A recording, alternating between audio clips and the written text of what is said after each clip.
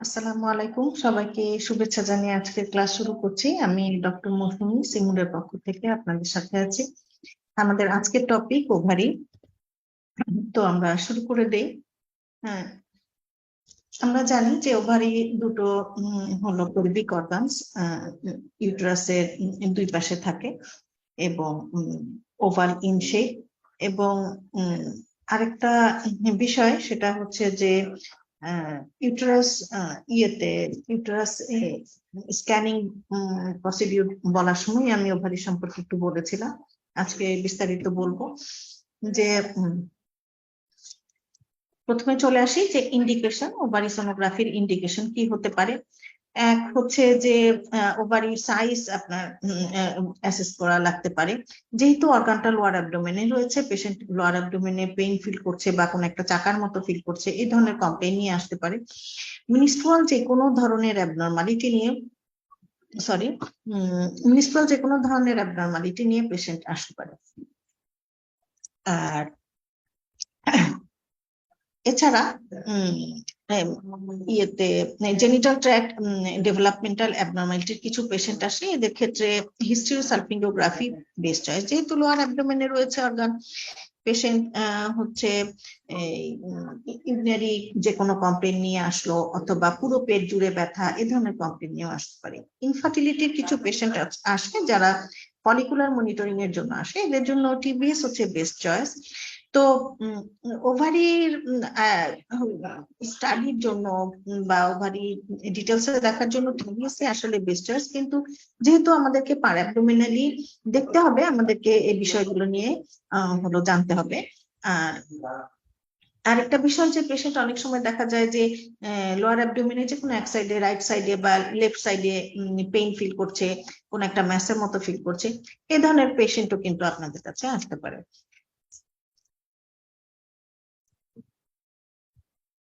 এবার চলে আসি প্রিপারেশন। ইউরিনারি ব্লাডার ক্লাসে, প্রোস্টেট ক্লাসে, ইউটেরাস ক্লাসে আপনাদেরকে বারবারই প্রিপারেশনের কথা বলা হয়েছে। একদম সেম প্রিপারেশন। আপনি পুরো লোয়ার অ্যাবডোমেনের জন্য একটাই প্রিপারেশন। আপনি পেশেন্টকে পানি খাওয়াবেন 4 থেকে 5 গ্লাস এবং পেশেন্ট অপেক্ষা করবে। যখন পেশেন্ট হচ্ছে ইউরিনের ম্যাক্সিমাম প্রেসার ফিল করবে, তখন আপনি দেখা শুরু করবেন। পেশেন্টের হচ্ছে ইউরিনারি ব্লাডারটা ফুল থাকতে হবে। ইউরিনারি ব্লাডার পাশে এলিফিল্ডও থাকা যাবে না, আবার ওভার ডিস্টেন্ডেডও থাকা যাবে না, অপটিমালি ফুল হতে হবে। এবং অপটিমালি ফুল ইউরিনারি ব্লাডার আমরা ট্রান্সভার্স ভিউতে 4 কোণা দেখতে পাবো, আয়তাকার বা বর্গাকার। এবং হচ্ছে যেসব পেশেন্ট ক্যাথেটারাইজ করা থাকে তাদের ক্যাথেটার ক্ল্যাম্প করে নিতে হবে আগে, তারপর পানি খাওয়াতে হবে। এবং যাদের এনপিআর অর্ডার থাকে তাদের ক্ষেত্রে ওয়েট করবেন, অথবা আইভি চললে সেটা কন্টিনিউ করবে। আর একান্তই যদি এরকম হয় যে অ্যাকিউট ইমার্জেন্সি নিয়ে পেশেন্ট এসে কোনো রকম প্রস্রাবের চাপ নেই, সেই ক্ষেত্রে আমরা একটা স্টেরাইল ক্যাথেটার দিয়ে নর্মাল স্যালাইন ইউরিনারি ব্লাডারে পুশ করে দিতে পারি। কিন্তু এই ক্ষেত্রে প্রতিটা ক্লাসে যেমন আমি বলেছি যে ইনফেকশনের চান্স থাকে, পেশেন্ট অনেক সময় ভয় পেয়ে যায়, ডিনাই করে, আবার ভয় পাওয়ার জন্য আবার অন্য ধরনের ইমার্জেন্সি ক্রিয়েট হয়। এই জন্য আপনি যে সেন্টারে প্র্যাকটিস করবেন ওখানে হসপিটালাইজেশনের ফ্যাসিলিটি না থাকলে এটা অ্যাভয়েড করাই বেটার। তো আমরা পেশেন্টকে সুপাইন পজিশনে শোয়াবো, লোয়ার অ্যাবডোমেনে জেল দিব, কার্ভিলিনিয়ার লো ফ্রিকোয়েন্সি ট্রান্সডিউসার আমরা চুজ করব। প্রয়োজন বোধে আমরা হচ্ছে 2 থেকে 5 মেগাহার্টজ পর্যন্ত ফ্রিকোয়েন্সি বাড়িয়ে কমিয়ে নিতে পারি, কারণ কখনো আমরা ফ্যাটি পেশেন্ট পাবো, কখনো থিন পেশেন্ট পাবো। তবে অ্যাডাল্টের ক্ষেত্রে গড়ে সাধারণত 3.5 মেগাহার্টজে ভালো দেখা যায়। তো তবুও ফ্যাটি পেশেন্ট, থিন পেশেন্টে ভ্যারি করে। আপনি হলো যে ফ্রিকোয়েন্সিতে ভালো দেখতে পাবেন সেটাই সেট করবেন 2 থেকে 5 এর মধ্যে মেগাহার্টজ। এবং অত্যন্ত গুরুত্বপূর্ণ যে অংশটা সেটা হচ্ছে লোয়ার অ্যাবডোমেনে দেখতে হলে আপনাকে গেইন ঠিক মতো সেট করে নিতে হবে। এটা অত্যন্ত গুরুত্বপূর্ণ, প্রত্যেকটা ক্লাসেই বলছি যে গেইনটাকে আপনার কমিয়ে নিতে হবে, এমন ভাবে কমাতে হবে। গেইন হচ্ছে মনিটরের ব্রাইটনেস, গেইনের একটা বাটন থাকে নবের মতো, ওটা ঘোরানো যায়, ঘুরালে ব্রাইটনেস বাড়ে কমে, এরকম ক্যামেরায় ছবি তোলার সময় যেমন আমরা ব্রাইটনেস বাড়াই কমাই, অনেকটা সেই রকম। তো গেইন এমন ভাবে কমাতে হবে যে ইউরিনারি ব্লাডারে লুমেনের ভেতরে যে ইউরিনের পোর্শনটা বা ফ্লুইডের পোর্শনটা এটা যেন একদম ডার্ক ব্ল্যাক অ্যানিকুইক দেখা যায়, এবং ইউরিনারি ব্লাডারের চারপাশে যে ইয়ে রয়েছে ওয়াল রয়েছে, এই ওয়ালগুলো যেন টান টান দেখা যায় এবং হাইপারিকুইক দেখা যায়। হ্যাঁ, এরকম ভাবে আপনি হচ্ছে ওয়াল হাইপারিকুইক দেখা যাবে, লুমেন অ্যানিকুইক দেখা যাবে, এমন ভাবে আপনি গেইনটাকে সেট করবেন।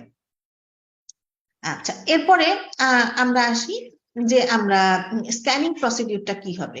ইউটেরাস ক্লাসে আপনাদের স্ক্যানিং প্রসিডিউর বলেছিলাম যে এই লোয়ার অ্যাবডোমেনে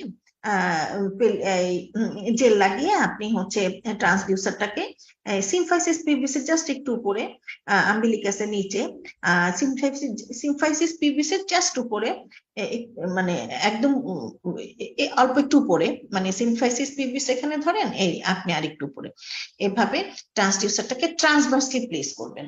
হ্যাঁ, একটা কিছু দিয়ে বোঝাই। ট্রান্সডিউসারটাকে আপনি এইরকম মনে করেন যে ট্রান্সডিউসারটাকে আপনি এরকম ট্রান্সভার্সলি প্লেস করবেন। এই মনে করেন যে এই এখানে আমার হাতে এখানে হচ্ছে সিমফাইসিস পিভিস, এখানে এটা সিমফাইসিস পিভিস, আমার হাতটা ধরেন সিমফাইসিস পিভিস, তার একটু উপরে ট্রান্সডিউসারটাকে আপনি ট্রান্সভার্সলি প্লেস করবেন মিড লাইন বরাবর লোয়ার অ্যাবডোমেনে প্লেস করে, এবার ট্রান্সডিউসারটার যে হেডটা আছে সেই হেডের ডিরেকশনটা একটু ভিতরের দিকে করবেন, সিমফাইসিস পিউবিসের দিকে একটু ভিতরের দিকে অ্যাঙ্গেল করতে হবে, বা পেশেন্টের পায়ের দিকে হ্যাঁ একটু অ্যাঙ্গেল করতে হবে। করলে পরে আপনি ইউটেরাসের দুই পাশে দুটো হচ্ছে হাইপোইকুইক ওভাল স্ট্রাকচার পেয়ে যাবেন, এগুলোই হচ্ছে ওভারি। এখন ওভারি স্ক্যানিং এর আসলে অনেকগুলো স্টেপ আছে, এগুলো আমরা প্র্যাকটিক্যাল ক্লাসে আরো ভালোভাবে দেখবো। অনেক সময় ওভারি গুলো কাছাকাছিই থাকে, আবার অনেক সময় দেখা যায় যে একটা ওভারি দূরে আছে বা দুটো ওভারি দূরে আছে, অনেক সময় দেখা যায় যে ওভারি ঘুরে গিয়ে পাউচ অফ ডগলাসে চলে এসছে। এই জন্য ওভারি দেখা যায় যে কিছু কিছু ক্ষেত্রে ওভারি খুব সহজেই খুঁজে পাওয়া যায়, আবার কিছু কিছু পেশেন্টের ক্ষেত্রে খুঁজে পেতে কষ্ট হয়। তো এই ক্ষেত্রে আমরা স্টেপ বাই স্টেপ যাব। প্রথমে যেটা বলেছি যে লোয়ার অ্যাবডোমেনে মিডলাইন বরাবর সিমফাইসিস পিউবিসের একটু উপরে ট্রান্সডিউসারটা ট্রান্সভার্সলি ধরে পেশেন্টের লেগের দিকে বা সিমফাইসিস পিউবিসের দিকে একটু অ্যাঙ্গেল করব, করলে পরে একটু টিল্ট করব, করলে পরে আমরা ইউটেরাসের ট্রান্সভার্স ভিউ দেখতে পাবো গোলগাল, আর ইউটেরাসের দুই পাশে দুটো হাইপোইকুইক ওভাল স্ট্রাকচার দেখতে পাবো, এগুলোই হচ্ছে ওভালি। এই গেল স্টেপ 1। এবার আসি স্টেপ 2। মনে করেন এই অবস্থায় আপনি ওভারি খুঁজে পাচ্ছেন না, সেক্ষেত্রে আপনি চলে যাবেন স্টেপ 2 তে। স্টেপ 2 তে আপনি মিড লাইন থেকে এবার একটু পেশেন্টের বায়ে সরবেন, একটু ডানে সরবেন, সরে ওভারি গুলো খোঁজার চেষ্টা করবেন। এটা হচ্ছে স্টেপ 2, একদম মিড লাইনে না থেকে একটু ডানে বামে সরবেন। আচ্ছা, এবার আসি এরপরেও আপনি ধরেন খুঁজে পেলেন না, এরপরে আসি স্টেপ 3। স্টেপ 3 তে মনে করেন যে আপনি লেফট সাইডের ওভারিটা খুঁজতে চাচ্ছেন, আপনি মিডলাইনে খুঁজেছেন পাননি, একটু লেফটে এসছেন তাও পাননি। এইবার আপনি যেটা করবেন যে আপনি তো মনে করেন যে এই এটা ধরেন লেফট সাইড, হ্যাঁ আপনি লেফট সাইডের ওভারি খুঁজতে চাচ্ছেন, লেফটে এসছেন পান নাই, তারপরে আপনি কি করবেন উল্টা দিকে এই যে ট্রান্সডিউসারটা, এই ট্রান্সডিউসারের উল্টা দিকের হেডে, হ্যাঁ ট্রান্সডিউসারের যে হেডটা, এই হেডের দুইটা কর্নার আছে, হ্যাঁ একটা মনে করেন লেফট কর্নার আর একটা মনে করেন রাইট কর্নার। হ্যাঁ, তো আপনি যদি লেফট ওভারি চান তাহলে রাইট কর্নার একটু প্রেস করবেন, আর যদি আপনি রাইট ওভারি চান তাহলে লেফট কর্নার একটু প্রেস করবেন। মানে আপনি যেই ওভারিটা আছে ট্রান্সডিউসারের হেডে তার অপোজিট কর্নারে একটু প্রেস করতে হবে, এটা হচ্ছে স্টেপ 3। তারপরেও পেলেন না, এরপরে আমরা আসবো স্টেপ 4। আপনি মিড লাইনে খুঁজেছেন পাননি, একটু ডানে বামে সরেছেন পাননি, ট্রান্সডিউসারের হেডের উল্টা দিকের কর্নারে প্রেস করেছেন তারপরেও পাননি, তাহলে আপনি মনে করেন যে আপনি হলো এই ওভারিটা চাচ্ছেন, রাইট ওভারিটা চাচ্ছেন, ঠিক আছে। তো আপনি মিড লাইনে খুঁজেছেন পাননি, একটু রাইটে এসেছেন তাও পাননি, লেফট কর্নারে একটু প্রেস করেছেন তাও পাননি, এইবার আপনি লেফট কর্নারে রাইট ওভারি চাচ্ছেন, লেফট কর্নারে প্রেস করবেন, ট্রান্সডিউসারের হেডের লেফট যে কর্নারটা সেখানে একটু প্রেস করবেন তাও পাননি, এরপরে আপনি ট্রান্সডিউসারটাকে একটু সামনের দিকে অ্যাঙ্গেল করবেন, লেফট কর্নারে প্রেস করা অবস্থায় একটু সামনের দিকে টিল্ট করবেন। এই হচ্ছে 4টা স্টেপ। এই 4টা স্টেপের যে কোনো একটা আপনি খুঁজে পাবেন। রেকর্ডেড ক্লাস থাকবে, আপনারা চাইলে ক্লাসটা বারবার দেখতে পারবেন। আমি স্টেপগুলো তবু আবার বলছি। 1 নাম্বার হচ্ছে মিড লাইনে খুঁজবো, 2 না পেলে ডানে বা বামে সরবো, তারপরেও না পেলে ওই সরা অবস্থাতেই ট্রান্সডিউসারের হেডের অপোজিট কর্নারে প্রেস করব, তারপরেও যদি না পাই তাহলে এই সরা অবস্থাতে অপোজিট কর্নারে প্রেস করা অবস্থাতে একটু সামনের দিকে ট্রান্সডিউসারটাকে অ্যাঙ্গেল করব। এটা হচ্ছে 4টা পদ্ধতি। প্র্যাকটিক্যাল ক্লাসের বিষয়গুলো আমরা আবার হাতে কলমে দেখব, তখন বিষয়টা আমাদের কাছে আরো ক্লিয়ার হয়ে যাবে। তো এই হচ্ছিল আমাদের হলো ওভারির স্ক্যানিং প্রসিডিউর। এবার আমরা চলে যাব নর্মাল সনোলজিক্যাল ফিচার নিয়ে ওভারির। একটু ছবি দেখি, আমরা ছবি দিয়ে হচ্ছে বোঝার চেষ্টা করি। এখানে আমরা একটা ট্রান্সভার্স ভিউ দেখতে পাচ্ছি পুরো লোয়ার অ্যাবডোমেনের। এটা হচ্ছে ট্রান্সভার্স ভিউতে ধরা, এটা হচ্ছে ইউরিনারি ব্লাডার, এটা ইউটেরাস। ইউটেরাসের দুই পাশে দুটো হাইপোইকুইক ওভাল স্ট্রাকচার আমরা দেখতে পাচ্ছি, এগুলো হচ্ছে ওভারি। ওভারি খুব ছোট ছোট, পার অ্যাবডোমেনে ওভারি খুব ভালো দেখা যায় না, তাহলে আমাদেরকে কি করতে হবে, ছবিটাকে একটু জুম করে নিলে ওভারি আমরা একটু ভালো দেখতে পাবো। আচ্ছা, এখন সবসময় যে এরকম কাছে কাছে দেখতে পাবো তা না, অনেক সময় একটু দূরে সরে যায়। আমি ছবি দেখাবো আপনাদেরকে। তো একটা জিনিস খেয়াল রাখবেন, একটা কথা লিখে রাখতে পারেন, কথাটা রেকর্ডেড ক্লাস থেকেও লিখতে পারেন, সেটা হচ্ছে যে ইউটেরাসের সবচেয়ে নিয়ারেস্ট হাইপোইকুইক ওভাল স্ট্রাকচার দুটো হচ্ছে ওভারি। নিয়ারেস্ট হাইপোইকুইক ওভাল স্ট্রাকচার, এখানে দেখেন আপনি কিন্তু কল্পনা করলে এটাও একটা ওভাল স্ট্রাকচার মনে হচ্ছে, এটাও একটা ওভাল স্ট্রাকচার মনে হচ্ছে, এদিকেও ওভাল স্ট্রাকচার মনে হচ্ছে। এটা অনেক কিছুকেই কিন্তু ওভারি কল্পনা করে মেপে টেপে দিয়ে দেওয়া যায়। কাজেই ইউটেরাসের সবচেয়ে নিয়ারেস্ট, সবচেয়ে কাছের, সর্বনিকটে হ্যাঁ যে হাইপোইকুইক ওভাল স্ট্রাকচার দুটো পাবেন, ওগুলোই হচ্ছে ওভারি। ওভারি চেনার কিছু ল্যান্ডমার্ক আছে, যেমন এখানে আমরা একটা ওভারি বেশ ক্লিয়ারলি দেখতে পাচ্ছি, একটা ওভাল একটা স্ট্রাকচার, ওভাল হয় বা ইলিপ্টিক্যাল হয়, হ্যাঁ এরকম একটা স্ট্রাকচার আমরা দেখতে পাচ্ছি।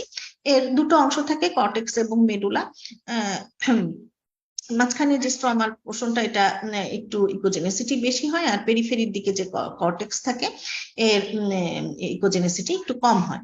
এবং ওভারির ভিতরে আমরা অ্যানিকুইক ছোট ছোট সিস্টিক স্পেসের মতো স্ট্রাকচারের মতো দেখতে পাচ্ছি, এগুলো হচ্ছে ফলিকলস। নর্মাল ওভারিতে ফলিকলস থাকে 2টা 4টা, হ্যাঁ কয়েকটা ফলিকলস থাকে, এটা নর্মাল।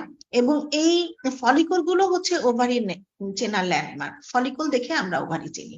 আরেকটা বিষয় আছে ওভারি চেনার, সেটা হচ্ছে যে আমরা এখানে যখন আপনি রিয়েল টাইম স্ক্যান করবেন তখন দেখবেন ওভারির ল্যাটারালি থাকে ইলিয়াক ভেসেলস এবং ওভারির মিডিয়ালি থাকে ইউটেরাস।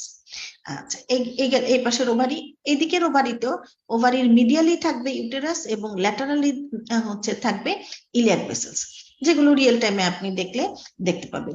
কাজে ইলিয়াক ভেসেল দেখেও আপনি বুঝতে পারেন ইলিয়াক ভেসেল ল্যাটারালি আছে, আর তার মানে এটা medially ovary, laterally iliac vessel. হ্যাঁ এরকম, বা ওভারির ল্যাটারালি হচ্ছে ইলিয়াক ভেসেল, ওভারির মিডিয়ালি থাকে ইউটেরাস। হ্যাঁ এই রিলেশনটা যদি আপনি মনে রাখেন তাহলে ওভারি চিনতে আপনার জন্য সহজ হবে। তো যেটা বলছিলাম যে ওভারিতে এরকম ছোট ছোট ফলিকলস থাকে, এটা নর্মাল। তো ওভারি, এই ফলিকল গুলো দিয়ে আমরা ওভারি চিনি। এখন এই ফলিকল গুলোর মধ্যে একটা ফলিকল, প্রত্যেকটা মেনস্ট্রুয়াল সাইকেলে একটা করে ফলিকল ম্যাচিউর হয়, বড় হয়, ম্যাচিউর হয়, এবং এই একটা সময় ওভুলেশনের সময় গিয়ে এই ফলিকলটা রাপচার করে। এই ঘটনা প্রতিটা মেনস্ট্রুয়াল সাইকেলেই ঘটতে থাকে। তো এই যে ফলিকলটা ম্যাচিউর হয় ওটাকে বলা হয় ডমিনেন্ট ফলিকল। ডমিনেন্ট ফলিকলের একটু দেখি আমরা ছবি। এই যে ডমিনেন্ট ফলিকল দেখতে কিন্তু একটা সিস্টিক স্ট্রাকচারের মতো মনে হচ্ছে, সিস্টের মতো মনে হচ্ছে। তো এটা সিস্ট না ডমিনেন্ট ফলিকল, এটা আলাদা করার জন্য আপনাকে মেজারমেন্ট নিতে হবে। ডমিনেন্ট ফলিকলের হচ্ছে মেজারমেন্টের নর্মাল রেঞ্জ হচ্ছে 18 থেকে 24 মিলিমিটার, 1.8 থেকে 2.4 সেন্টিমিটার। কাজে 18 থেকে 24 মিলিমিটারের মধ্যে সিস্টিক স্ট্রাকচার ওভারিতে যা পাবো ওগুলোকে আমরা সিস্ট লিখবো না, এগুলো আসলে ডমিনেন্ট ফলিকল। তো এই যে এখানে দেখতে পাচ্ছি যে একটা ডমিনেন্ট ফলিকল, হ্যাঁ, এরকম পুরোই সিস্ট মনে হচ্ছে, কিন্তু যদি 18 থেকে 24 মিলিমিটারের মধ্যে হয় এটাকে আমরা সিস্ট লিখবো না, এটা হচ্ছে ডমিনেন্ট ফলিকল। এটা আমাদেরকে হলো মনে রাখতে হবে। তো এখন আমরা যেটা করব সেটা হচ্ছে ওভারিতে আমরা মেজারমেন্ট নিব। মেজারমেন্ট নেওয়ার আগে আমরা একটু ইয়েতে চলে যাই,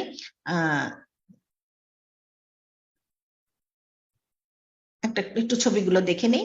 সে এইগুলা টিবিএস এর ছবি অনেক জুম করে দেখানো হয়েছে, এত বড় বড় থাকে না ওভারি, এরকম ছোট ছোট দেখা যায়, অনেক সময় অস্পষ্ট দেখা যায়। এগুলো ম্যাগনিফাই করে দেখানো, বড় বড় করে দেখানো ছবি ওভারি। এই মেইনলি হচ্ছে পার অ্যাবডোমেনে ওভারি আপনি এইরকম দেখতে পাবেন ইউটেরাসের দুই পাশে। অনেক সময় দেখা যায় যে একটা কাছে আছে একটা বেশ দূরে, হ্যাঁ এরকম হয়। আবার এটা দেখেন ঘুরে গিয়ে কালডিসাকে চলে গিয়েছে এরকম। হ্যাঁ, তো তখন একটু খুঁজে পেতে মুশকিল হয়, তখন ওই স্টেপ 1 স্টেপ 2 স্টেপ গুলো ফলো করতে হয়। তো এই যে এখানে একটা ওভারি আরেকটা খুঁজে পাওয়া যাচ্ছে না, সেক্ষেত্রে আপনাকে খুঁজে পাওয়ার চেষ্টা করতে হবে, কোনো সার্জারির হিস্ট্রি আছে কিনা সেটা খেয়াল করতে হবে। আর ডমিনেন্ট ফলিকলের কথা যেটা বলেছি যে 18 থেকে 24 মিলিমিটারের মধ্যে যদি থাকে এগুলো হচ্ছে ডমিনেন্ট ফলিকল, এগুলো আমরা সিস্ট লিখবো না। তো এবার চলে আসি যে ওভারির আমরা মেজারমেন্ট নিব। হ্যাঁ, ওভারি মেজারমেন্ট নেওয়ার জন্য স্ক্রিনটাকে আমরা দুটো ভাগে ভাগ করে নিব। একদিকে আমরা একটা ওভারির এরকম ওভাল একটা ভিউ নিব, তারপর ট্রান্সডিউসারটাকে একটু ঘোরালে এরকম কিছুটা রাউন্ডেড একটা বাইলেপ্টিক্যাল একটা ইয়ে পাবো আমরা, স্ট্রাকচারের মতো দেখা যাবে। তখন আমরা সেই ছবিটা সেট করব। আসলে যেটা ওভাল দেখতে পাচ্ছি এটা হচ্ছে লঙ্গিটিউডিনাল ভিউ, আর যেটা কিছুটা তিনকোনা বা রাউন্ডের মতো দেখা যাচ্ছে এটা হচ্ছে ট্রান্সভার্স ভিউ। তো অন্যান্য অর্গানগুলোর ক্ষেত্রে দেখা যায় যে আমরা লঙ্গিটিউডিনালি ধরলে লঙ্গিটিউডিনাল ভিউ আসে, ট্রান্সভার্সলি ধরলে ট্রান্সভার্স ভিউ আসে, কিন্তু ওভারির অবস্থানের কারণে, ট্রান্সডিউসারের সাথে ওভারির রিলেশনের কারণে, তো আমরা ওভারি শেপ দিয়ে বোঝার চেষ্টা করি।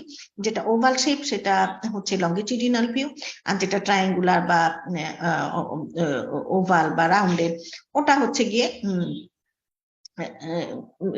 ট্রায়াঙ্গুলার বা রাউন্ডেড ওটা হচ্ছে গিয়ে ছোটখাটো গোলগাল, সেটা হচ্ছে গিয়ে ট্রান্সভার্স ভিউ। আচ্ছা, এখন এই যে দুটো ভিউ নিলাম, এই দুটো ভিউতে আমরা তিনটা মেজারমেন্ট নেব। কোন তিনটা মেজারমেন্ট? এই লঙ্গিটিউডিনাল ভিউতে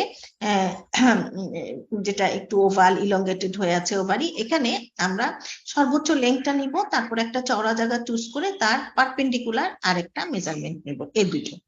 এবং ট্রান্সভার্স ভিউতে একটা কোনাকুনি মেজারমেন্ট নিব। এই তিনটা মেজারমেন্ট নিয়ে আমরা ভলিউমটা বের করব। এটা হচ্ছে একটা পদ্ধতি। আরেকটা পদ্ধতি হচ্ছে আপনি একটা ওভারি এরকম ওভাল করে নিলেন, ওখানে একটা লেংথ নিলেন, তার পারপেন্ডিকুলারে একটা মেজারমেন্ট নিলেন, কোনাকুনি আরেকটা মেজারমেন্ট নিলেন। এই তিনটা মেজারমেন্ট দিয়ে আপনি ভলিউম বের করলেন। তো দুটো পদ্ধতি ইন্টারন্যাশনালি অ্যাপ্রুভড, যে কোনো একটা আপনি ফলো করতে পারেন, রেজাল্টও প্রায় কাছাকাছি আসে। তবে সাধারণত সবচেয়ে বেশি যেটা প্র্যাকটিস করা হয় সেটা হচ্ছে দুটো ছবি নিয়ে একটাতে লম্বা করে নিলাম আর একটাতে একটু গোলগাল নিলাম, লঙ্গিটিউডিনাল এবং ট্রান্সভার্স ভিউ দুটো ছবি নিয়ে যে পদ্ধতিটা আমি বলেছি সেটাই বেশি প্র্যাকটিস করা হয়। কিন্তু একটা ছবি নিয়ে মেজারমেন্ট নিলে সেটা কোনো ভুল নাই, সেটাও ইন্টারন্যাশনালি অ্যাপ্রুভড। আচ্ছা, এখন এই যে মেজারমেন্ট তিনটা নিলাম, এই তিনটা মেজারমেন্ট নিয়ে আমরা, প্রশ্ন হচ্ছে যে এই তিনটা মেজারমেন্ট দিয়ে আমরা কি করব? ভলিউম বের করতে চাচ্ছি। তো ভলিউম বের করার একটা পদ্ধতি হচ্ছে মেশিনে ভলিউমের অপশন থাকে, সেখানে যদি আপনি প্রেস করেন তাহলে মেশিন আপনার কাছে তিনটা মেজারমেন্ট চাইবে। এই তিনটা মেজারমেন্ট যেগুলোর কথা আমি বলেছি ওগুলো যদি মেপে দিয়ে দেন, মেশিনে সফটওয়্যার সেট করা আছে, মেশিন আপনাকে অটো ভলিউমটা জানিয়ে দিবে। এটা একটা পদ্ধতি।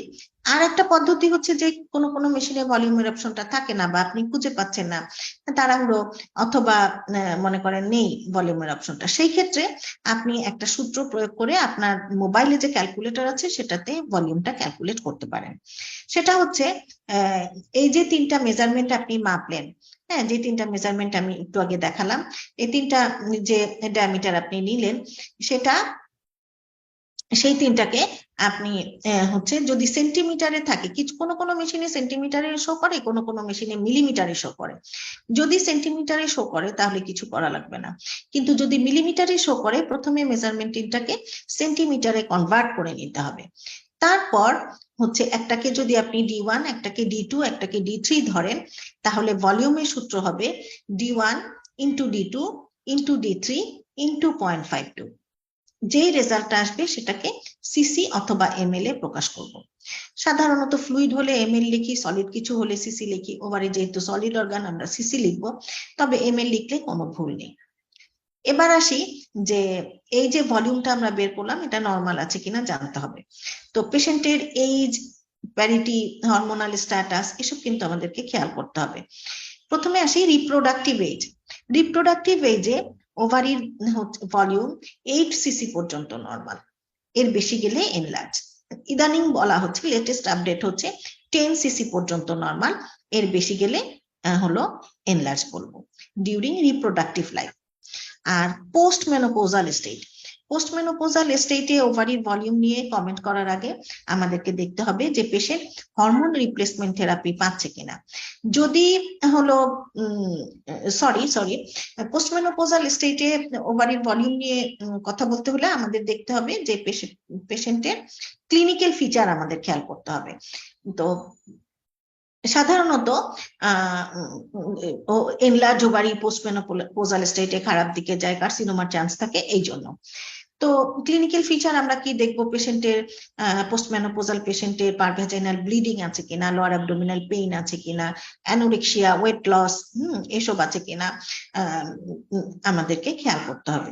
যদি ক্লিনিক্যাল ফিচার থাকে সেই ক্ষেত্রে আমরা ওভারির ভলিউম 5 সিসি পর্যন্ত নর্মাল ধরবো, বেশি গেলে এনলার্জ করবো।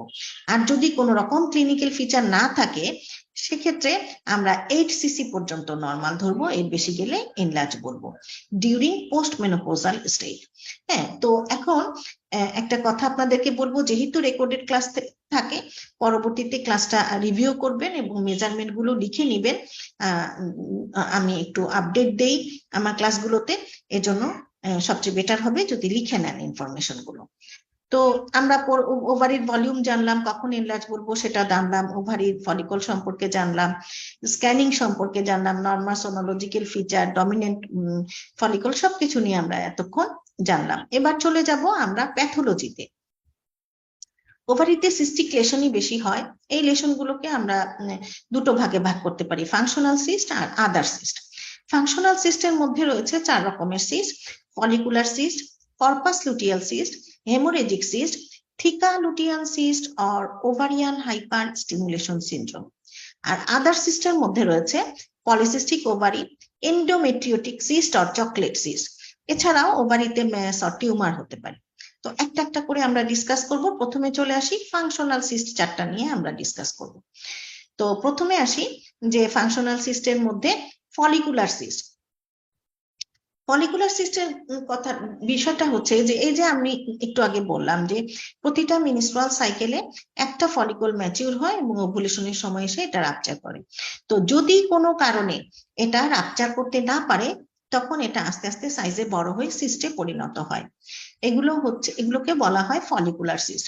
ফলিকুলার সিস্টের পেশেন্ট গুলো অ্যাসিম্পটোমেটিক থাকে, হ্যাঁ, এবং দেখা যায় যে হয়তো অন্য কোনো কারণে এসে ইনসিডেন্টাল ফাইন্ডিং হিসাবে আপনি এই সিস্ট পাচ্ছেন। এই সিস্ট গুলো ইউনিল্যাটারাল হয়, একদম সিম্পল সিস্টের মতো দেখতে হয় এবং হলো এই সিস্ট গুলোর ক্ষেত্রে কোনো ট্রিটমেন্টের প্রয়োজন পড়ে না। এই সিস্ট গুলো একটা বা দুইটা সাইকেল পরে নিজে নিজে স্পন্টানিয়াসলি রিজলভ করে যায়, শুধু ফলো আপ দিলেই চলে। এখন সিস্টের সাইজে একটা গুরুত্বপূর্ণ বিষয় আছে, সেটা হচ্ছে এই আমরা জানি যে 18 থেকে 24 মিলিমিটার পর্যন্ত হচ্ছে ডমিনেন্ট ফলিকল। দ্যাট মিনস 1.8 থেকে 2.4 সেন্টিমিটার পর্যন্ত ডমিনেন্ট ফলিকল। 2.5 সেন্টিমিটার থেকে 3 সেন্টিমিটারের মধ্যে যদি আপনি সাইজ পান তাহলে এই ফলিকুলার সিস্টের ডেসক্রিপশনে আমরা লিখে দেই, কমেন্টে লিখি না সাধারণত, কারণ দালাল খবরে পড়লে অনেক সময় বিভিন্ন রকম হ্যাজার্ড হয়। হ্যাঁ, তো আমরা এটা কমেন্টে লেখার দরকার পড়ে না, আমরা ইয়েতে লিখে দিই, ডেসক্রিপশনে লিখে দিই এবং হলো ইয়ে করি, ফলো আপের জন্য অ্যাডভাইস করে দিই, ফলো আপ আফটার 6 উইকস। আচ্ছা, এখন যদি আপনি 3 সেন্টিমিটারের বেশি পান, 3 থেকে 5 সেন্টিমিটারের মধ্যে যদি পান তাহলে অবশ্যই আপনি ভিতরে বর্ণনা লিখবেন, কমেন্টে লিখতে হবে রাইট ওভারিয়ান বা লেফট ওভারিয়ান, সিম্পল সিস্ট হিসাবে ডায়াগনোসিস করতে হবে এবং হচ্ছে অ্যাডভাইস লিখে দিবেন ফলো আপ আফটার 6 উইকস। আচ্ছা, এবার যদি আপনি 5 সেন্টিমিটারের বেশি পান, সেই ক্ষেত্রে আপনি কমেন্টে লিখবেন right ovarian or left ovarian simple cyst, কিন্তু অ্যাডভাইস লিখবেন follow up after 6 weeks, plus আরেকটা অ্যাডভাইস লিখতে হবে, সেটা হচ্ছে টিউমার মার্কার যে CA-125 অ্যাডভাইস করে দিতে হবে। আচ্ছা, মনে না থাকলে আপনি টিউমার মার্কার লিখলেও চলবে। এই হচ্ছে সাইজের বিষয়। এখন আমরা একটু ছবি দেখব। এই যে ফলিকুলার সিস্ট এরকম সিম্পল সিস্টের মতো হবে, এবং হচ্ছে রাউন্ডেড বাউভাল, ভিতরটা অ্যানিকুইক, চারপাশে হাইপারিকুইক থিন মার্জিন, পেছনে পোস্টেরিয়র অ্যাকোস্টিক এনহ্যান্সমেন্ট, এইরকম। হ্যাঁ, ফলিকুলার সিস্ট গুলো দেখতে হবে, কোনো ট্রিটমেন্ট লাগবে না, একটা বা দুইটা সাইকেল পর নিজে নিজে স্পন্টেনিয়াসলি হচ্ছে রিজলভ করে যায়। এবার আসি কর্পাস লুটিয়াল সিস্ট। ফলিকুলার সিস্টের কথা বলেছিলাম, পেশেন্ট গুলো অ্যাসিমটোমেটিক থাকে। কর্পাস লুটিয়াল সিস্টের পেশেন্ট গুলো একটু পেইনের কমপ্লেন করে, এবং এই কর্পাস লুটিয়াল সিস্ট গুলো আমরা শুধুমাত্র প্রেগনেন্সিতে দেখতে পাই। প্রেগনেন্সিতে যে সিম্পল সিস্ট গুলো আমরা দেখতে পাই এগুলো হচ্ছে corpus luteal cyst. Corpus luteal সিস্টও সাধারণত ইউনিল্যাটারাল হয়, সিম্পল সিস্টের মতো দেখতে হয়, এবং হচ্ছে আহ প্রেগনেন্সির একটা সময় গিয়ে নিজে নিজেই এটা রিজলভ করে যায়। প্রেগনেন্সির 8-10 সপ্তাহ পর্যন্ত এটা সাইজে বাড়ে, তারপর এটা আস্তে আস্তে রিজলভ করতে থাকে, এবং প্রেগনেন্সির 16-17 সপ্তাহ নাগাদ হচ্ছে এটা পুরোপুরি রিজলভ হয়ে যায়। কাজে প্রতিটা ফলো আপে আপনাকে সাইজটা মেনশন করতে হবে যে সাইজ ছোট হচ্ছে কিনা। তো সাইজটা খেয়াল করতে হবে। এখানে আরেকটা বিষয় খেয়াল করতে হবে, সেটা হচ্ছে সিস্টের ভেতরটা পুরোপুরি অ্যানিকুইক আছে কিনা। কারণ এই সিস্ট গুলো অনেক সময় দেখা যায় যে বড় হয়ে রাপচার হয়, বা হচ্ছে অনেক সময় ভিতরে হেমোরেজ হয়। হ্যাঁ, কাজেই হেমোরেজ হলে হেমোরেজের স্পেসিফিক কিছু ফিচার থাকে, যেটা নিয়ে আমি একটু পরে কথা বলবো। তাহলে এই কর্পাস লুটিয়াল প্রেগন্যান্সিতে যে সিম্পল ইউনিল্যাটারাল সিস্ট গুলো পাচ্ছি, এগুলো কর্পাস লুটিয়াল সিস্ট। ফলো আপের সময় আমরা দুটো জিনিস খেয়াল করব। প্রথমবার দেখার সময় এটা খেয়াল করতে হবে, ফলো আপের সময় এটা খেয়াল করতে হবে। সেটা হচ্ছে, এক হচ্ছে সাইজ ছোট হচ্ছে কিনা, আর দুই হচ্ছে ভিতরে হেমোরেজের ফিচার আছে কিনা। হেমোরেজের ফিচার কিভাবে বুঝবো সেটা একটু পরে বলছি। আচ্ছা, এখন একটু ছবি দেখি। এরকম সিম্পল সিস্টেম মতো হবে, প্রেগনেন্সিতে পাবেন ইউনিল্যাটারাল সিম্পল সিস্টেম মতো দেখতে হবে। পেশেন্ট একটু পেইনের কমপ্লেন করবে, আপনাকে সাইজ খেয়াল রাখতে হবে, এবং ভেতরটা পুরোপুরি অ্যানিকুইক আছে কিনা সেটা খেয়াল রাখতে হবে, সেটা চেক করে দিতে হবে। কারণ এই সিস্ট গুলো অনেক সময় দেখা যায় যে হেমোরেজ হয়, রাপচার হয়, হ্যাঁ, পসিবিলিটি থাকে, এই জন্য আপনাকে চেক করে দিতে হবে। আচ্ছা, এবার আসি হেমোরেজিক সিস্ট। একটু আগে বলেছি যে হেমোরেজিক ফিচার নিয়ে বলবো, এখন বলবো। সেটা হচ্ছে হেমোরেজিক সিস্ট হচ্ছে এক ধরনের কমপ্লেক্স সিস্ট। হ্যাঁ, কমপ্লেক্স সিস্ট কোনগুলো? যেগুলো সিম্পল সিস্টের এক বা একাধিক ক্রাইটেরিয়া ব্রেক করবে, এগুলাই হচ্ছে complex cyst. Complex cyst, simple cyst হচ্ছে রাউন্ডেড বা ওভাল হয়, তা না হয়ে মনে করেন এটা ইরেগুলার হলো। সিম্পল সিস্টের আউটলাইন থিন হয়, থিন না হয়ে থিক হলো, রেগুলার না হয়ে ইরেগুলার হলো, ভিতরটা অ্যানিকুইক না হয়ে মিক্সড ইকোজেনিক হলো, ওগুলো হচ্ছে কমপ্লেক্স সিস্ট। এখন হেমোরেজিক সিস্টের পেশেন্ট গুলো acute onset of pelvic pain নিয়ে আপনার কাছে আসবে। আচ্ছা, আপনি দেখা শুরু করলেন, আপনি পাচ্ছেন কমপ্লেক্স সিস্ট। হ্যাঁ, কোন একটা ওভারিতে আপনি কমপ্লেক্স টাইপ অফ সিস্ট পাচ্ছেন। এখন ছবি দেখবো আমরা। প্রথমে এই ছবিটায় আমরা আসি। এই ছবিটা দেখেন, একটা কমপ্লেক্স সিস্ট আমরা পাচ্ছি। সিস্টের ভেতরে চিকন চিকন হাইপারিকুইক থিন হচ্ছে সুতোর মতো, সুতো থ্রেডের মতো দেখা যাচ্ছে, এবং এগুলো মিলে কেমন একটা জালের মতো, নেটের মতো তৈরি করেছে। হ্যাঁ, এগুলো হচ্ছে ফিব্রিন থ্রেডস, হেমোরেজ হয়ে, এগুলো হচ্ছে হেমোরেজের ফিচার। হ্যাঁ, হেমোরেজ হয়ে ভিতরে ফিব্রিন থ্রেডস গুলো মিলে একটা নেটের মতো তৈরি করেছে, এটাকে বলা হয় রেটিকুলার প্যাটার্ন। এই যে ফিব্রিন থ্রেডস গুলো একটা নেটের মতো তৈরি করেছে, এগুলোকে বলা হয় রেটিকুলার প্যাটার্ন। এটা হেমোরেজিক সিস্টের একটা টিপিক্যাল ছবি, এটা দেখে রাখেন, বেশিরভাগ ক্ষেত্রে এইরকম দেখতে পাই আমরা। তো এরকম দেখলে আপনি ডপলার দিতে পারেন। ডপলার দিলে পেরিফেরিতে কালার নিলেও দেখবেন যে ভিতরে কোনো কালার নিচ্ছে না। হ্যাঁ, ইন্টারনাল কোনো ফিডিং ভেসেল থাকে না। যদি টিউমার হতো, ভিতরে ইন্টারনাল ফিডিং ভেসেল থাকে। এখানে একটা ছবি দেখি, দেখেন এখানে সিস্টিক কম্পোনেন্টও আছে, সলিড কম্পোনেন্টও আছে, আবার ফিব্রিন ট্রেসের মতো একটু দেখা যাচ্ছে। এটাও কিন্তু হেমোরেজিক সিস্ট। হেমোরেজ হয়ে ব্লাড ক্লট হয়ে ব্লাড ক্লটটা এরকম সলিডের মতো দেখা যাচ্ছে। টিউমার কিনা সন্দেহ হলে ডপলার দেন। পেরিফেরিতে কালার নিতে পারে, কিন্তু ইন্টারনাল কোনো ফিডিং ভেসেল না থাকার কারণে ভেতরে কালার নেবে না। আর যদি টিউমার হয়, ম্যাস হয়, তাহলে ভিতরে কালার নেবে, কারণ টিউমারের হচ্ছে ইন্টারনাল ফিডিং ভেসেল থাকে। ডপলার ভাস্কুলারিটিটা হচ্ছে লাল নীল কালার দিয়ে এরকম শো করে ভাস্কুলার ফ্লোটা। আচ্ছা, এখন যেটা বলছিলাম যে হেমোরেজিক সিস্ট এরকম বিভিন্ন রকম হতে পারে, কমপ্লেক্স। এখানে দেখেন ডেব্রির মতো দেখা যাচ্ছে, এখানে এই ছবিটা দেখেন আউটলাইনটা ইরেগুলার, ভিতরটা অ্যানিকুইক না পুরোপুরি, ছোট ছোট সাদা সাদা ইকোরিফ্লেকটিভ ফোকাই দেখা যাচ্ছে। হ্যাঁ, এইরকম এগুলো হচ্ছে হেমোরেজের ফিচার। হেমোরেজিক সিস্ট সবচেয়ে বেশি এইরকম পাই আমরা টিপিক্যাল। হ্যাঁ, এইগুলাকে বলা হয় রেটিকুলার প্যাটার্ন। তো এই গেল আমাদের হেমোরেজিক সিস্ট। তো আমরা লিখলাম বর্ণনা, ভেতরে কত সাইজ পেয়েছি, শেপ কেমন, ভিতরে দেখতে কেমন, রেটিকুলার প্যাটার্ন পেয়েছি কিনা, ডপলার মিলে কালার নিচ্ছে কিনা, মেজারমেন্ট কত, কোন সাইডে পেয়েছি, সমস্ত ইনফরমেশন আমরা হলো দিয়ে দিলাম ডেসক্রিপশনে। কিন্তু কমেন্টে কি লিখবো? রাইট সাইডে পেতে পারেন বা লেফট সাইডে, যে সাইডেই পান, রাইট ওভারিয়ান বা লেফট ওভারিয়ান কমপ্লেক্স সিস্ট হিসাবে ডায়াগনোসিস করবো আমরা। তারপরে একটা টান দিয়ে ব্র্যাকেটে লিখে দিতে পারি possibly haemorrhagic cyst. Direct haemorrhagic cyst কথাটা আমরা লিখবো না। আচ্ছা, এবার আসি theca luteal cyst. Theca luteal cyst একটু জটিল, আমাদেরকে বুঝতে হবে কোনো কারণে বডিতে যদি হচ্ছে সিরাম বিটা এসিজি লেভেল অনেক বেশি বেড়ে যায়, সেই ক্ষেত্রে হলো ওভারিয়ান যে ব্লাড ভেসেল গুলো আছে এগুলোর উপর অ্যাবনর্মাল একটা রিয়াকশন হয় এবং ওভারিয়ান ব্লাড ভেসেল থেকে ফ্লুইড লিক করে। এই ফ্লুইড ওভারিতে এসে জমা হয়, পেলভিক ক্যাভিটিতে এসে জমা হয়, অ্যাবডোমেনের বিভিন্ন জায়গায় গিয়ে জমা হয়। হ্যাঁ, তো ওভারিতে বিশেষ কিছু ফিচার ফুটে উঠে এই পরিস্থিতিটাকে বলা হয় ওভারিয়ান হাইপার স্টিমুলেশন সিনড্রোম বা থিকা লুটিয়াল সিস্ট। তাহলে দেখা যাচ্ছে যে থিকা লুটিয়াল সিস্টে কি হচ্ছে, বিটা এসিজি লেভেল অনেক বেশি বেড়ে যাচ্ছে, সিরাম বিটা এসিজি লেভেল। এখন কোন কোন ক্ষেত্রে সিরাম বিটা এসিজি লেভেল বেশি বেড়ে যেতে পারে? কজটা কি? যে ইদানিং হচ্ছে ইনফার্টিলিটি প্রচুর পেশেন্ট, তাদেরকে ওভুলেশন ইনডিউসিং ড্রাগ দেওয়া হয়। হ্যাঁ, ওভুলেশন ইনডিউসিং ড্রাগ দেওয়া হয় কিছু কিছু পেশেন্টের ক্ষেত্রে, যেমন পেশেন্ট যদি হচ্ছে ইয়ে হয়, আন্ডারওয়েট হয় বা এজ ওভার 35 হয়, অথবা আগে যদি ওভারিয়ান হাইপার স্টিমুলেশন সিনড্রোমের হিস্ট্রি থাকে বা পিসিওডির হিস্ট্রি থাকে বা ওভারিতে large number of follicular history থাকে, তো এইসব পেশেন্টের ক্ষেত্রে হচ্ছে ইনফার্টিল ওভুলেশন ইনডিউসিং ড্রাগ দিলে পরে, বা অন্যদের ক্ষেত্রে অনেক সময় হয় ওভুলেশন ইনডিউসিং ড্রাগ দিলে পরে সিরাম বিটা এসিজি লেভেল অনেক বেশি বেড়ে গিয়ে এই ঘটনা ঘটতে পারে। এছাড়াও আরো কিছু ক্ষেত্রে, যেমন একটোপিক প্রেগনেন্সি,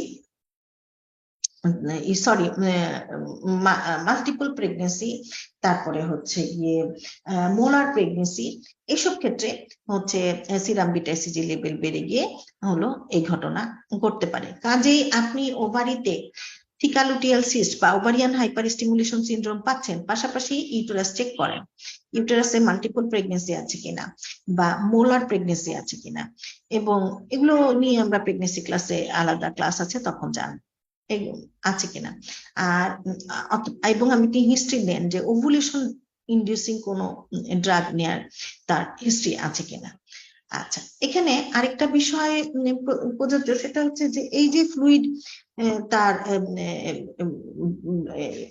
ওভারিয়ান ভেসেল থেকে লিক করে ওভারিতে জমা হচ্ছে, পেটের মধ্যে জমা হচ্ছে, এই পেশেন্ট গুলো দেখা যায় যে অ্যাসাইটিস ডেভেলপ করে, প্লুরাল ইফিউশন ডেভেলপ করে, রেসপিরেটরি হচ্ছে ইনসাফিসিয়েন্সি হয়, রেনাল ইম্পেয়ারমেন্ট হয়, হয়ে পেশেন্ট শকে চলে যায়। তাহলে আপনি ওভারিতে ওভারিয়ান হাইপারস্টিমুলেশন সিনড্রোম বা থিকা লুটিয়াল সিস্ট পাচ্ছেন, পাশাপাশি চেক করেন যে পেশেন্টের হলো অ্যাসাইটিস আছে কিনা, প্লুরাল ইফিউশন আছে কিনা, যদি থাকে সেটা একটা ডেঞ্জার সাইন। এই পেশেন্টকে যত দ্রুত সম্ভব হলো একটা আইসিইউ বেসড হসপিটালে রেফার করতে হবে, কারণ এই পেশেন্ট যে কোনো মুহূর্তে শকে যাবে। যদি এই danger sign, ascites, pleural effusion এসব নাও থাকে, তবুও এই পেশেন্টের রিপোর্ট দিতে দেরি করবেন না, যত তাড়াতাড়ি সম্ভব পেশেন্টকে ছেড়ে দিবেন এবং হচ্ছে পেশেন্টকে অবশ্যই কাউন্সিলিং করে দিবেন যেন সে হচ্ছে ক্লিনিশিয়ানের কাছে আজকে রিপোর্টটা দেখায়।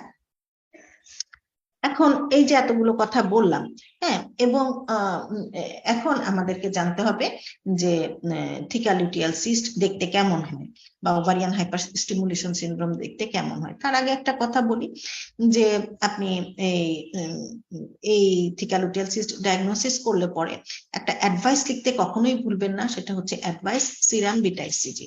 এখন আমরা জানবো যে এই ওভারিয়ান হাইপারস্টিমুলেশন সিনড্রোম বা থিকা লুটিয়াল সিস্ট আমরা সনোলজিক্যালি কিভাবে হচ্ছে ডায়াগনোসিস করব। এটা হলো ইমেজটা দেখতে কেমন হবে বা সনোলজিক্যাল ফিচার কি। আচ্ছা, এটা আমরা একটা লাইনে বলবো, প্রত্যেকটা এই লাইনটা রেকর্ডেড ক্লাস থেকে লিখে নিয়েন যদি ইন্টারেস্টেড হন। একটা লাইনে আমি কথাটা বলবো এবং প্রত্যেকটা ওয়ার্ড ইনফরমেটিভ, প্রতিটা ওয়ার্ড আমি আবার ডিসক্রাইব করব। সেটা হচ্ছে bilateral enlarged ovaries with multiple dominant or large follicles as cartwheel appearance or honeycomb appearance. এখন আমি একটা একটা করে শব্দ ডিসক্রাইব করব। বাইল্যাটারাল আপনি দুই দিকেই পাবেন। এনলার্জড ওভারিস, ওভারিগুলো বড় বড়, ভলিউম দেখবেন যে বেশি। Bilateral enlarged ovaries with multiple dominant or large follicles, ভেতরে মাল্টিপল ফলিকল পাবেন এবং ওগুলো ডমিনেন্ট ফলিকলের মতো বড় বড়। Multiple dominant or large follicles as cartwheel appearance or honeycomb appearance, গরুর গাড়ির চাকার মতো অথবা মৌমাছির চাকের মতো। তাহলে কি দাঁড়ালো সেন্টেন্সটা? Bilateral enlarged ovaries with multiple dominant or large follicles as cartwheel appearance or honeycomb appearance. এই হচ্ছে ovarian hyperstimulation syndrome, OHSS or theca luteal cyst. Advice serum beta HCG লিখতে ভুলবেন না। আচ্ছা, এরপরে আসি।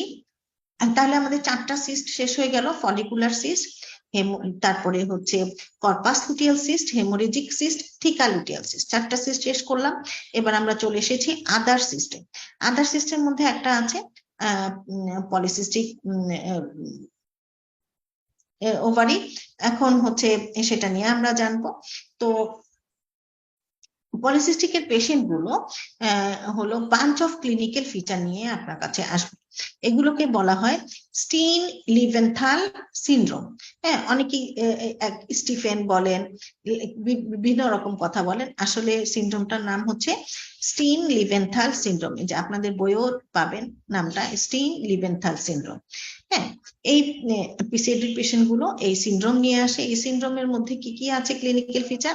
অলিগোমেনোরিয়া, ইনফার্টিলিটি, হার্সুইটিজম, ওবেসিটি, এগুলোকে একত্রে বলা হয় স্টিন লিভেনথাল সিনড্রোম।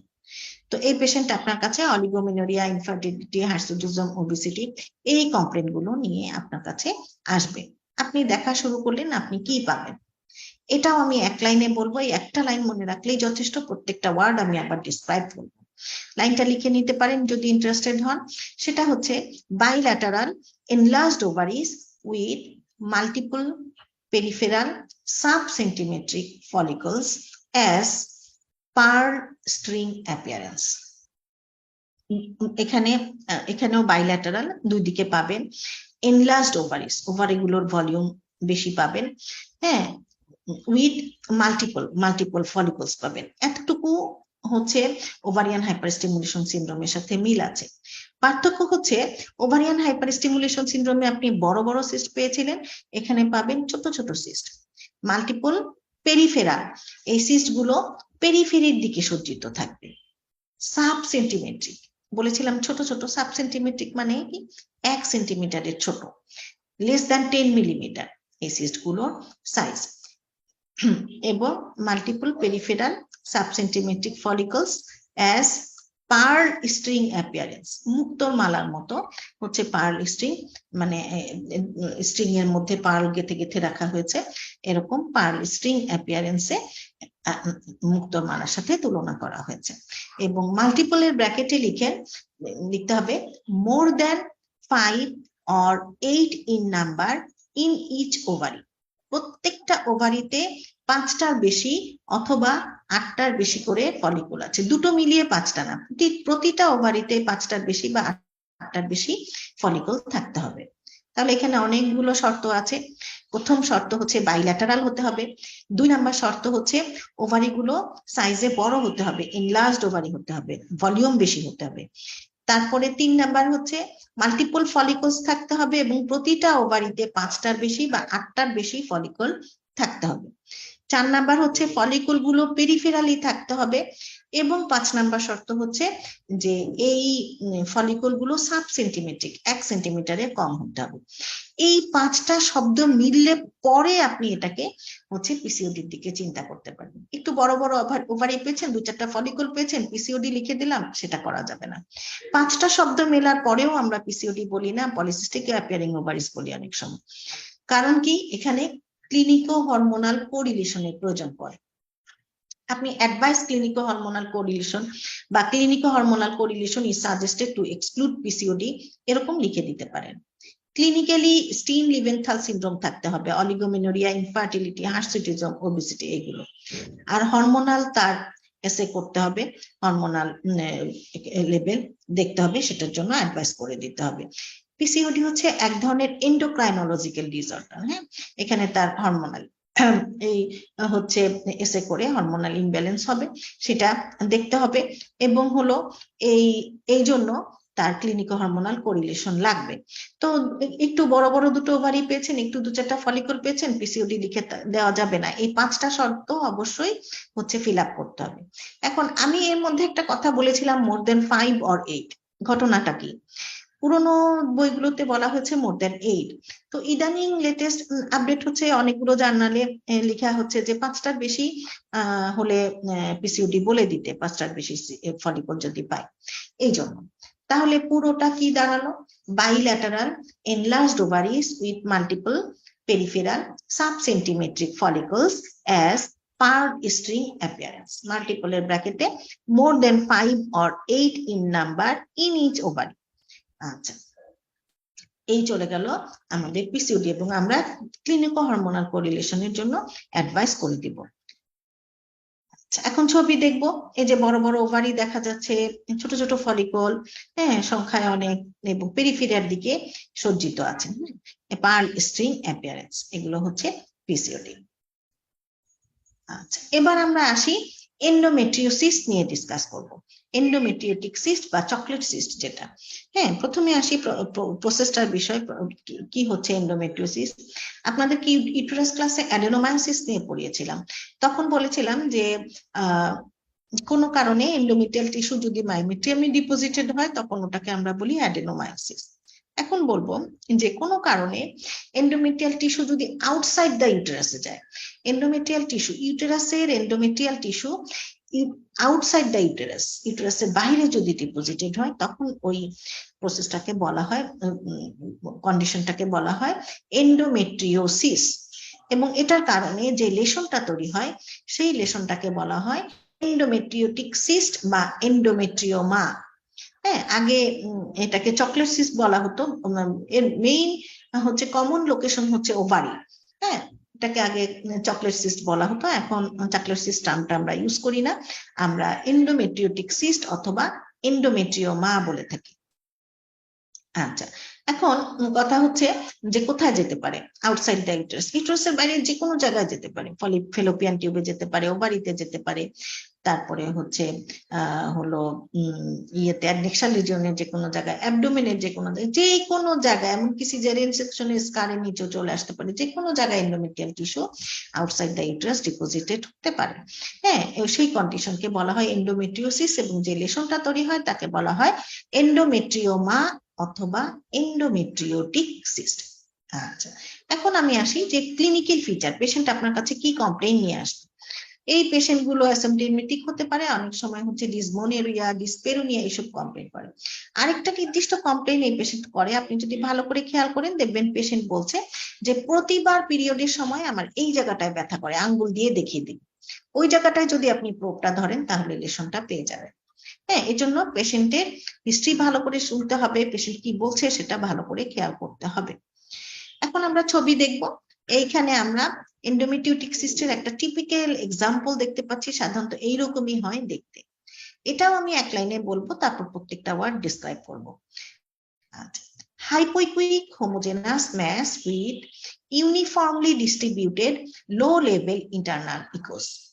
প্রথম কথা হচ্ছে হাইপোইকুইক, আপনি একটা ম্যাস লাইক স্ট্রাকচার দেখতে পাবেন যেটা হাইপোইকুইক, ইকোজেনিসিটি লেভেলটা কম, একটু কালো কালো আশেপাশের স্ট্রাকচারের সাথে কম্পেয়ার করলে। হোমোজেনাস ম্যাস, এই ম্যাস লাইক স্ট্রাকচারটা হোমোজেনাস, সব জায়গায় একই রকম দেখতে। আচ্ছা, উইথ ইউনিফর্মলি ডিস্ট্রিবিউটেড, সুন্দরভাবে সুবিন্যস্ত লো লেভেল ইন্টারনাল ইকোস। ভিতরে দেখেন সাদা সাদা গুড়ি গুড়ি গুড়ি গুড়ি দেখা যাচ্ছে, এগুলোকে বলা হয় ইন্টারনাল ইকোস। এই ইন্টারনাল ইকোস গুলা ইউনিফর্মলি খুব সুন্দরভাবে হচ্ছে সুবিন্যস্ত আছে, এবং এগুলাকে বলা হচ্ছে লো লেভেল ইন্টারনাল ইকোস। কারণটা কি? এদের ইকোজেনিসিটি লেভেলটা লো, এগুলো ব্রাইট হোয়াইট না, এরকম ব্রাইট হোয়াইট না, ডাল হোয়াইট, এগুলোকে এজন্য বলছে লো লেভেল ইন্টারনাল ইকোস। তাহলে কি দাঁড়ালো? Hypoechoic homogenous mass with uniformly distributed low level internal ecos। এটা হচ্ছে এন্ডোমেট্রিওমা বা এন্ডোমেট্রিওটিক সিস্ট, এটা এক ধরনের কমপ্লেক্স সিস্ট। আচ্ছা, তাহলে আপনি রাইট ওভারিয়ান বা লেফট ওভারিয়ান কমপ্লেক্স সিস্ট লিখে পসিবলি এন্ডোমেট্রিওটিক সিস্ট আর এন্ডোমেট্রিওমা যেটাই লিখতে পারেন। তো এই হচ্ছে এক লাইনে বললাম প্যাথোলজি গুলো, যেন আপনাদের মনে থাকে, লিখে রাখলে সুবিধা হবে। মেজারমেন্ট গুলো লিখে নেবেন, শুরুতে যে মেজারমেন্ট বলেছি সেগুলো। রিপ্রোডাক্টিভ এজে আলাদা, পোস্টমেনোপজাল স্টেজে আলাদা। আচ্ছা, এবার আমরা আসি ওভারিয়ান ম্যাস বা বিভিন্ন রকম সিস্ট নিয়ে আমরা পড়ে ফেলেছি, এখন আমরা টিউমার নিয়ে পড়বো। আচ্ছা, ওভারিয়ান ম্যাস অথবা টিউমার। ওভারিয়ান ম্যাস হচ্ছে ছোট হতে পারে, বড় হতে পারে, সিম্পল হতে পারে, কমপ্লেক্স হতে পারে, বিভিন্ন রকমের হতে পারে। তো ওভারিয়ান ম্যাস পেলে আমরা হলো ফার্দার ইভালুয়েশনের জন্য অবশ্যই টিউমার মার্কার, CA-125 অ্যাডভাইস করতে ভুলবো না। এখন দেখি বিভিন্ন রকম ওভারিয়ান ম্যাস একটা এক এক রকমের হয়। আমরা কিছু ছবি দেখি। প্রথমে আসি এই ছবিটাতে, এই পুরোটাই একটা ম্যাস লাইক স্ট্রাকচার। একটা কমপ্লেক্স ম্যাস, একটা সলিড ম্যাস দেখতে পাচ্ছি। সলিড কেন বললাম? কোনো সিস্টিক পোর্শন নাই, সলিড ম্যাস। ভেতরে সেপ্টেশন দেখা যাচ্ছে, এই সেপ্টেশন গুলো আমরা এই সেপ্টেশনের থিকনেসটা আমরা মেজার করবো, জাস্ট থিকনেস টুকু মেজার করবো। এটা যদি হলো 2 মিলিমিটারের কম হয় তাহলে থিন সেপ্টেশন, 2 মিলিমিটারের বেশি হলে থিক সেপ্টেশন। তো থিক না থিন এটা মেজার করার উদ্দেশ্য হচ্ছে যে থিক সেপ্টেশন ইন্ডিকেট করে যে কার্সিনোমার চান্স বেশি। আমরা ম্যাস পেলে ম্যাসই লিখি, বিনাইন, ম্যালিগনেন্ট, কার্সিনোমা এই শব্দগুলো আলট্রাসোনোগ্রাফিতে আমরা ইউজ করি না, কিন্তু কার্সিনোমার ফরে যদি কোনো যুক্তি থাকে সেটা আমরা উল্লেখ করে দিতে পারি। তো সেটা নিয়ে আমি একটু পরে বলছি। এখানে হলো একটা কমপ্লেক্স সিস্ট, একটা কমপ্লেক্স ম্যাস দেখতে পাচ্ছি। সিস্টিক এবং সলিড কম্পোনেন্ট দুটোই আছে, মাল্টিপল সেপ্টেশন আছে, ঠিক না থিন আমরা মেপে বলে দেব। আচ্ছা, এখানে দেখেন এই সলিড পোর্শন গুলো হাইপোইকুইক ছিল বা আইসোইকুইক ছিল।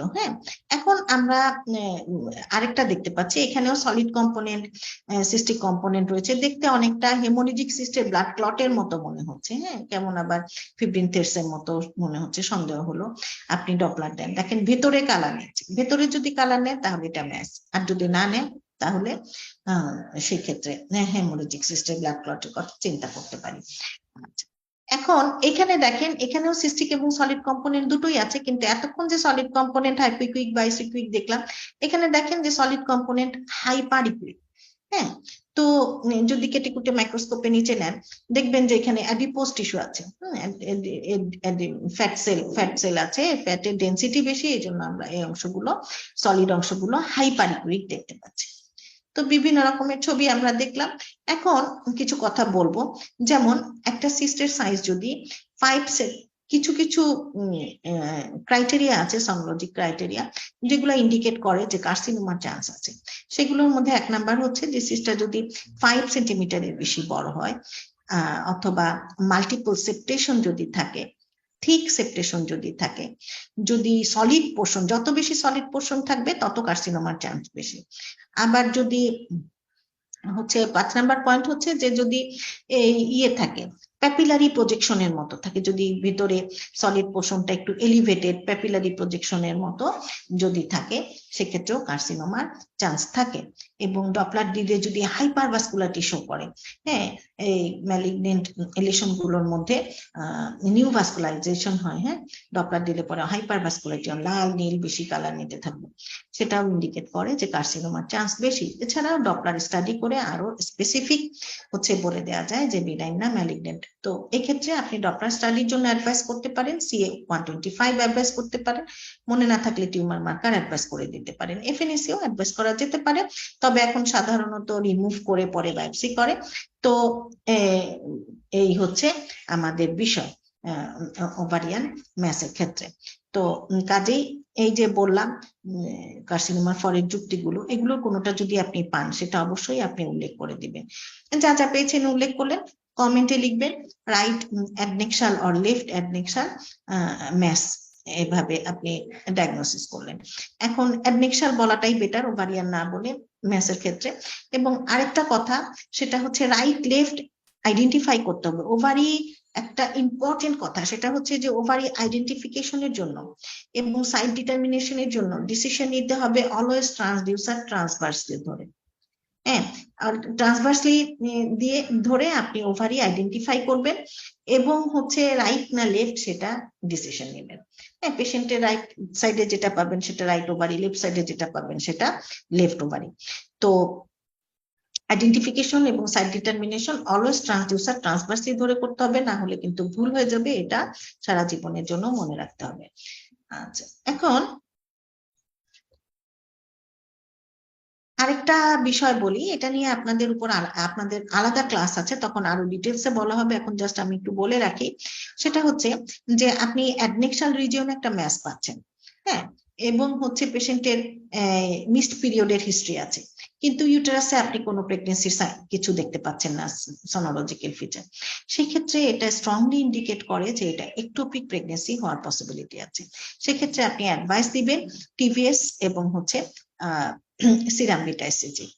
তো টিভিএস এবং সিরাম বিটা এসএজি সেক্ষেত্রে অ্যাডভাইস করে দিবেন। যদি অ্যাডনেক্সাল রিজিয়নে ম্যাস পান, মিসড পিরিয়ডের হিস্ট্রি থাকে এবং ইউটেরাস নর্মাল পাচ্ছেন, সেক্ষেত্রে আমরা টিভিএস এবং সিরাম বিটা এসএজি অ্যাডভাইস করে দিব টু এক্সক্লুড একটোপিক প্রেগনেন্সি। আরেকটা বিষয়, অনেক সময় আমরা হচ্ছে পাই সিস্টিক ম্যাসের মতো পাই, cystic portion, solid portion. Solid পোর্শনটা কেমন ঘোলা ঘোলা সাদা সাদা, এর মধ্যে আবার একটু ক্যালসিফিকেশনের মতো পোস্টেরিয়র অ্যাকোস্টিক শ্যাডো দেখা যাচ্ছে। হ্যাঁ, এখানে দেখেন এন্ডোমেট্রিওটিক সিস্টের মতো ইন্টারনালিকো, লো লেভেল ইন্টারনালিকো দেখা যাচ্ছে, আবার কেমন যেন একটা হাইপারিকুইক অংশ, সেটা থেকে আবার পোস্টেরিয়র অ্যাকোস্টিক শ্যাডো দেখা যাচ্ছে। এগুলো হচ্ছে ডার্ময়েড সিস্ট। ডার্ময়েডের মধ্যে আমরা জানি যে টিথ থাকে, হেয়ার থাকে, নেইল থাকে, হ্যাঁ, এই টিথ নেইল এগুলো ডেনসিটি বেশি, ওই জন্য আমরা ভেতরে hyperechoic structure with posterior acoustic shadow দেখতে পাই। এখন আপনি সিস্টের ভেতরে hyperechoic structure with posterior acoustic shadow দেখতে পাচ্ছেন, তাহলে এটা ইন্ডিকেট করে যে এটা ডার্ময়েড হওয়ার পসিবিলিটি আছে। আপনি রাইট ওভারিয়ান বা লেফট ওভারিয়ান কমপ্লেক্স সিস্ট হিসাবে ডায়াগনোসিস করুন, তারপরে ব্র্যাকেটে বা টান দিয়ে লিখে দিলেন পসিবলি ডার্ময়েড সিস্ট। তো এভাবে সাধারণত আমরা রিপোর্ট করে থাকি। আরেকটা বিষয় আমি বলবো, যেটা আপনাদের যে কোনো লেশন বর্ণনার ক্ষেত্রে আপনাদেরকে কাজে দিবে। একদম যে কোনো জায়গায় যে কোনো একটা লেশন আপনি পেয়েছেন, এখন সেটা ডেসক্রিপশন আপনি কিভাবে লিখবেন বুঝতে পারছেন না, কিছু কিছু পয়েন্ট আমি বলবো, এগুলো লিখে নিতে পারেন। এগুলো যদি আপনি পয়েন্টগুলো যদি আপনি লিখেন, উল্লেখ করেন, তাহলেই আপনার ডেসক্রিপশন হয়ে যাবে। আপনি নিজেকে নিজে কিছু প্রশ্ন করবেন, প্রশ্নগুলোর উত্তর লিখে ফেলবেন, দেখবেন ডেসক্রিপশন খুব সুন্দর লেখা হয়ে গেছে। তারপর লাইনগুলোকে একটু আঁকপিচ করেন, দেখবেন এর চেয়ে এক্সেলেন্ট ডেসক্রিপশন আর হয় না। এখন প্রশ্নগুলো কি?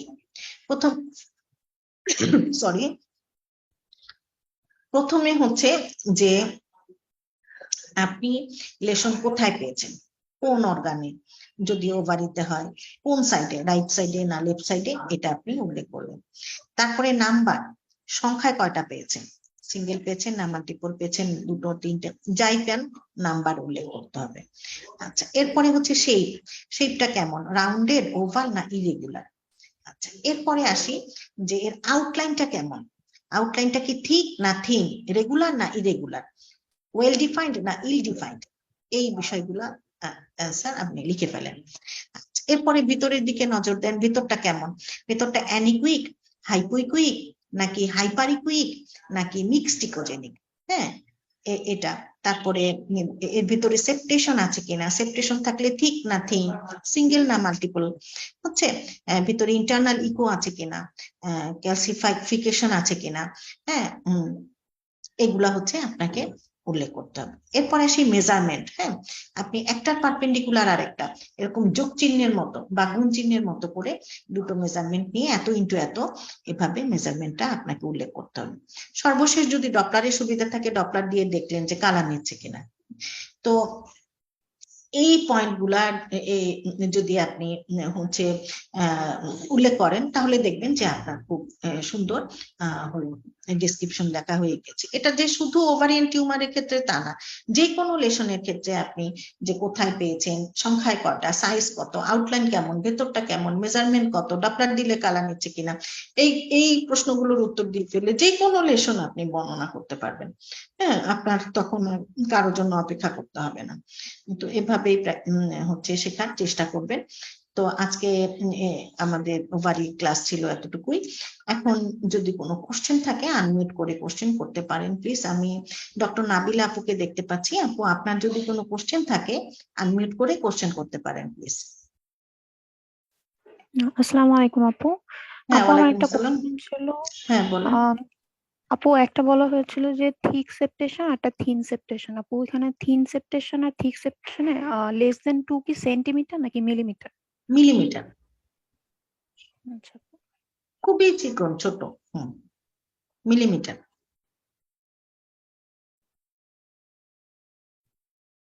আর কোনো কোশ্চেন কি আছে আপু? না আপু।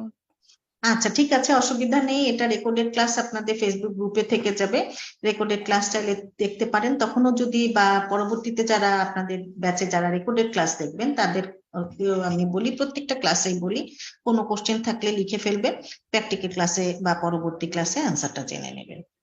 তো পরবর্তী কোনো ক্লাসে দেখা হবে ইনশাল্লাহ। আজকে তাহলে আমরা এখানেই শেষ করে দেই।